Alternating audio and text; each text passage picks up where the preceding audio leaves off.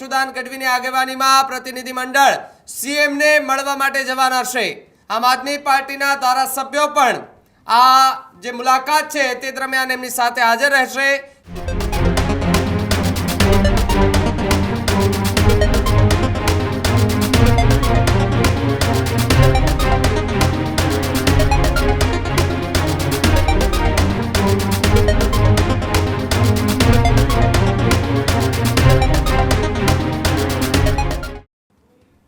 મહત્વના સમાચાર ગાંધીનગરથી સામે આવી રહ્યા છે કે જ્યાં આમ આદમી પાર્ટીનું પ્રતિનિધિત્વ મંડળ જે છે તે આજે સીએમ ભૂપેન્દ્ર પટેલ સાથે મુલાકાત કરવાનું છે।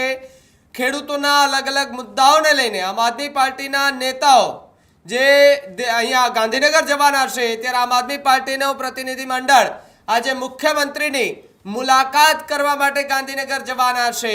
વાત કરવામાં આવે તો ખેડૂતોના પ્રશ્ન સાથે મુખ્યમંત્રીની મુલાકાત કરવાના છે। ઈશુદાન ગઢવીની આગેવાનીમાં પ્રતિનિધિમંડળ સીએમને મળવા માટે જવાના છે।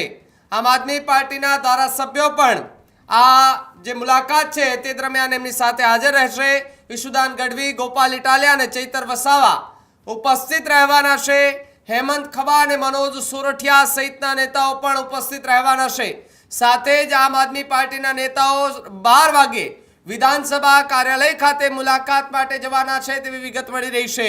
ત્યારે આમ આદમી પાર્ટીનું પ્રતિનિધિ મંડળ એ આજે મુખ્યમંત્રીની મુલાકાત કરવા માટે જઈ રહ્યા છે। પહેલા ઈશુદાન ગઢવી પત્રકાર પરિષદ કરી રહ્યા છે, સીધા ત્યાં જઈએ તો આ 10 મુદ્દાઓની જે માંગણીઓ છે એ માંગણીઓ હું ફટાફટ એમાં લેતો જઈશ।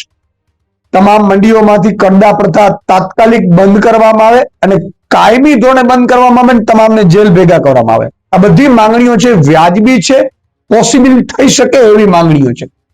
ખેડૂતોના પાકને એપીએમસી માર્કેટ સિવાય ગોડાઉન કે ફેક્ટરીમાં પહોંચાડવા માટે દબાણ કરવામાં ન આવે।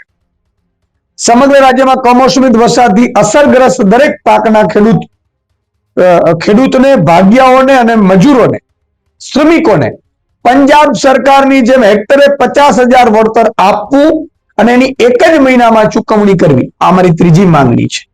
આપણે જોયું હશે કે પંજાબમાં આમ આદમી પાર્ટીની સરકારે દરેક ખેડૂતને એક જ મહિનામાં હેક્ટરે 50,000 રૂપિયા ચૂકવણી કરી છે, જ્યારે ગુજરાત સરકારે અહીંયા 10,000 કરોડનું પેકેજની મોટી વહાવાઈ લીધી, પરંતુ 22,000 રૂપિયા હેક્ટરે આપવાની જાહેરાત પણ કરી, પરંતુ માત્ર 2400 કરોડ રૂપિયા ચૂકવાના છે।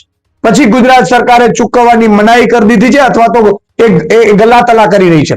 અને એમના અમારી પાસે પુરાવા છે, કેટલાય ખેડૂતો છે મારી પાસે પુરાવા છે કે જેમાં ખેડૂતોને જે સહાય જે 2 હેક્ટર કે પોણા 2 હેક્ટરની મર્યાદા મળે છે, પોણા 2 હેક્ટરનું નુકસાન છે।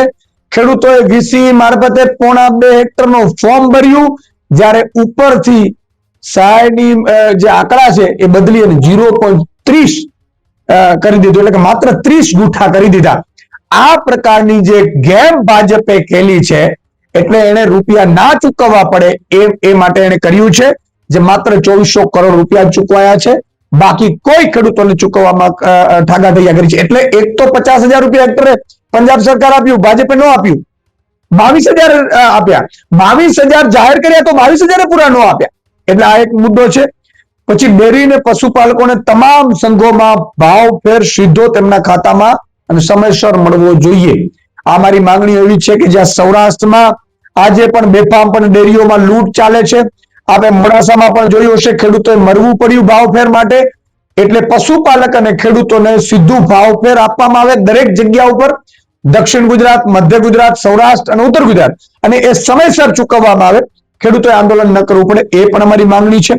ખેડૂતોને દિવસમાં 12 કલાક વીજળી આપવામાં આવે। પંજાબમાં આમ આદમી પાર્ટીની સરકારે ખેડૂતોને અત્યારે પણ દિવસે વીજળી આપવાનું શરૂ કરી દીધું છે, માત્ર 3 વર્ષ હજી પૂરા થયા છે સરકારને। હળદર અને સાબરડેરી આંદોલનના ખેડૂતો પર થયેલા પોલીસ કેસ પાછા ખેંચવામાં આવે અને જેલમાં બંધ ખેડૂતોને તાત્કાલિક મુક્ત કરવામાં આવે। તમામ પાકોની ખરીદી સરકાર દ્વારા એમએસપી એટલે ન્યૂનતમ આધાર જે ભાવ છે એમએસપી છે એ પર કરવામાં આવે અને વ્યવસ્થિત સમયસર કરવામાં આવે। આ મારી માંગણી છે। ખેડૂતોને પૂરતી માત્રામાં અને સમયસર ખાતરની ઉપલબ્ધિ કરવામાં આવે। તમે જુઓ અત્યારે ખાતરો, જ્યારે ખેડૂતોને જરૂર છે ત્યારે ખાતરો બ્લેકમાં વેચાય છે, ખાતરની ખેડૂતોએ મોટી મોટી લાઈનોમાં ઉભું રહેવું પડે છે. કોઈ ભાજપના દલાલો હોય એના સિવાય કોઈને ખાતર મળતું નથી. એટલે આ જે આખી વસ્તુ છે એ બંધ કરવામાં આવે ને એની વ્યવસ્થા કરવામાં આવે કે ખાતર સમયસર એની ઉપલબ્ધિ કરવામાં આવે. શેરડીના ઉત્પાદક ખેડૂતોને સુગર મિલો પાસેથી બાકી ચૂકવણી કરવામાં આવે અને બંધ મિલો ફરીથી શરૂ કરવામાં આવે. અને દર વર્ષે સીસીઆઈ દ્વારા જે કપાસની ખરીદી કરવામાં આવે છે એ 1 ઓક્ટોબરથી દર વર્ષે શરૂ કરવામાં આવે. એમાં પણ આ લોકો નાટક કરે છે. તો મિત્રો, આ માંગણીઓને લઈને અમે નવું કિસાન મહાપંચાયત કરી છે. ખેડૂતોને 80,000 ખેડૂતોની સાઇન કેમ્પેનમાં સાઇન લીધી છે અને અમે મુખ્યમંત્રીને મળવાનો સમય માંગ્યો છે. અમારા માનનીય ધારાસભ્ય શ્રી ગોપાલભાઈએ લેટર લખી અને મુખ્યમંત્રીને અમારું પ્રતિનિધિત્વ મંડળ માટે સમય માંગ્યો છે. આવતીકાલે અમે ધારાસભ્યશ્રી, અમારું પ્રતિનિધિત્વ મંડળ, હું મારા સહિત બધા મુખ્યમંત્રીને મળવા જશે અને મુખ્યમંત્રીને અમારી આ 10 માંગણીઓ છે એની અમે રજૂઆત કરવાના છીએ અને માંગણીઓ પૂરી થઈ શકે એમ છે. જો પૂરી નહીં કરે ભાજપ સરકાર તો પછી આમ આદમી પાર્ટી આંદોલન છેડશે.